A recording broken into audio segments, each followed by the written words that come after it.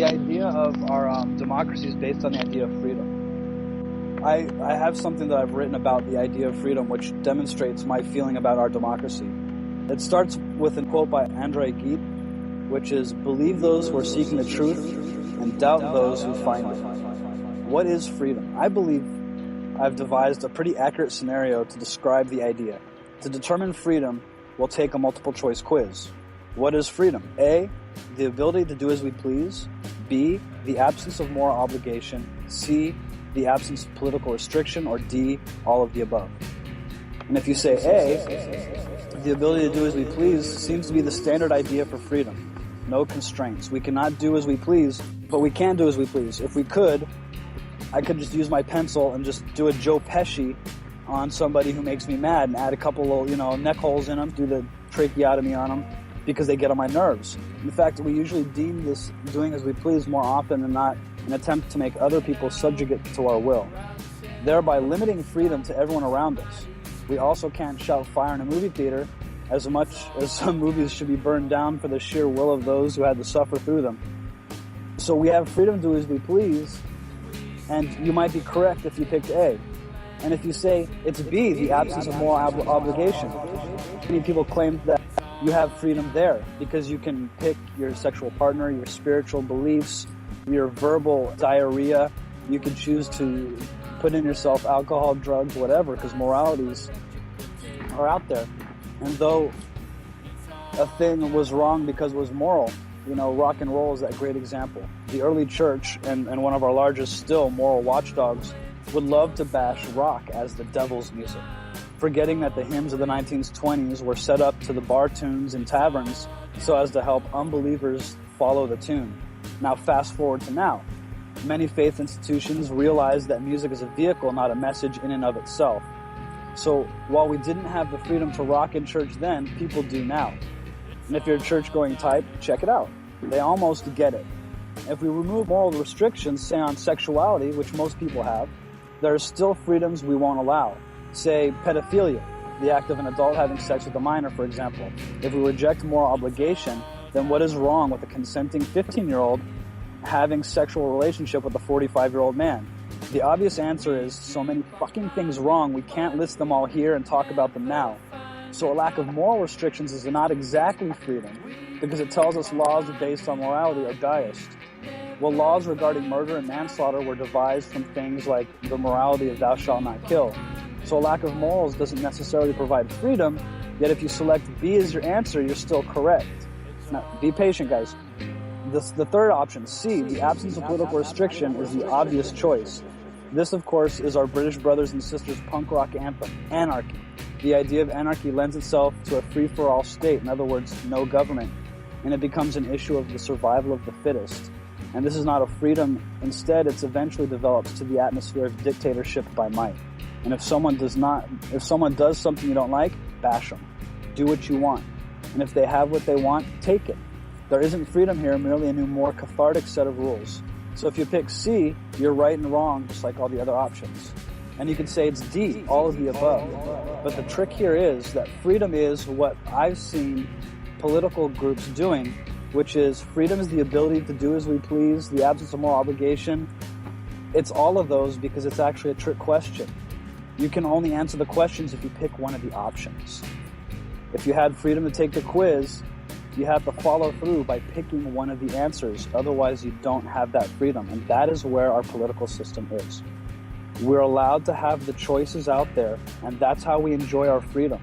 We don't enjoy the American freedom in another country. If you go down to Mexico, see how your freedom gets you, how far it gets you there if you get in trouble.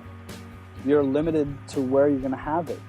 And the problem here is that we all have to choose what chain we want to put around our necks to have that freedom.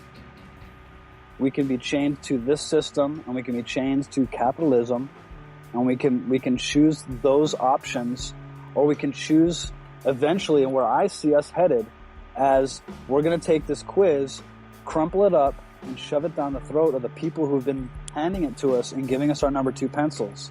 And unfortunately, too many of us have decided that the freedom we want is the freedom that they'll offer us, and eventually they're just going to put another little A, B, C, D, E. They'll add another one for us and another one for us so that we think that we're getting more freedom, that we're getting more political options.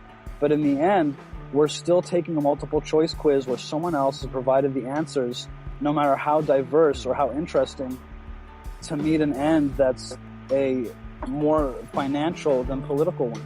And that's the problem that I see occurring again and again. They were digging a new foundation in Manhattan, and they discovered a slave cemetery there. May their souls rest easy now that lynching is frowned upon. We've moved on to the electric chair. And I wonder who's gonna be president, Tweedledum or Tweedledummer, and who's gonna have the big blockbuster box office this summer. How about we put up a wall between the houses and the highway, and then you can go your way and I can go my way.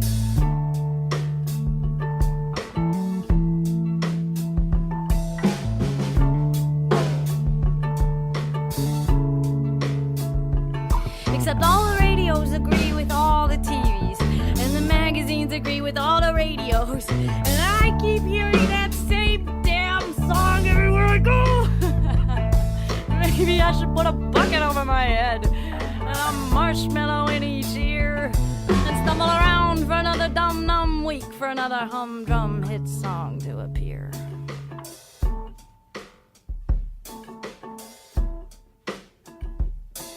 People used to make records as in a record of an event, the event of people playing music in a room. Now everything is cross-marketing. It's about sunglasses and shoes or guns and drugs, you choose.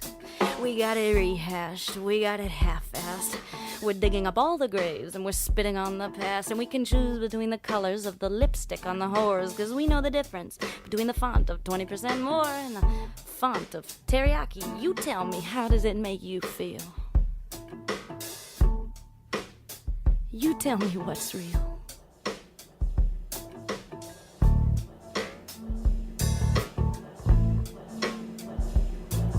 And they say that alcoholics are always alcoholics, even when they're dry as my lips for years, even when they're stranded on a small desert island with no place in 2,000 miles to buy beer. And I wonder, is he different? Is he different? Has he changed what he's about? Or is he just a liar with nothing to lie about? Am I headed for the same brick wall? Is there anything I can do about anything at all except go back to that corner in Manhattan and dig deeper this time?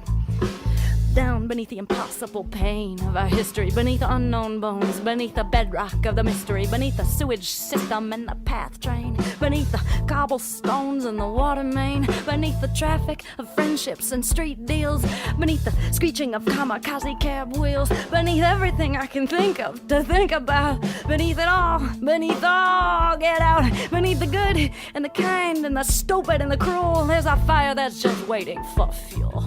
There's a fire just waiting for fuel. There's a fire just waiting for fuel. There's a fire just waiting for fuel. There's a fire just waiting for fuel. There's a fire just waiting for fuel.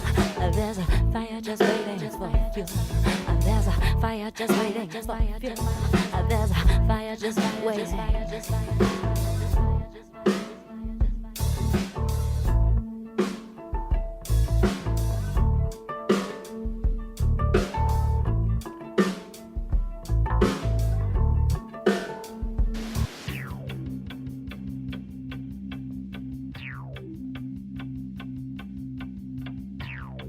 How many of you out there think this country's a democracy?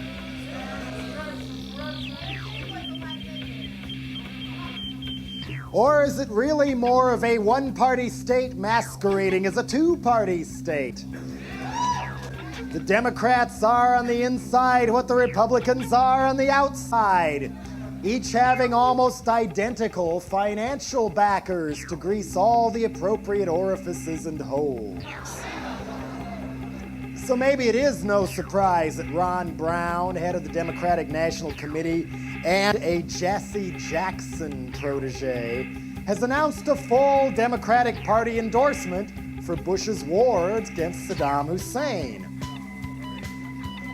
Did you vote for the Pentagon? Did you vote for Wall Street? Did you vote for a nuclear arms race? Did you vote for the CIA? Ever try reading the Bill of Rights to a cop?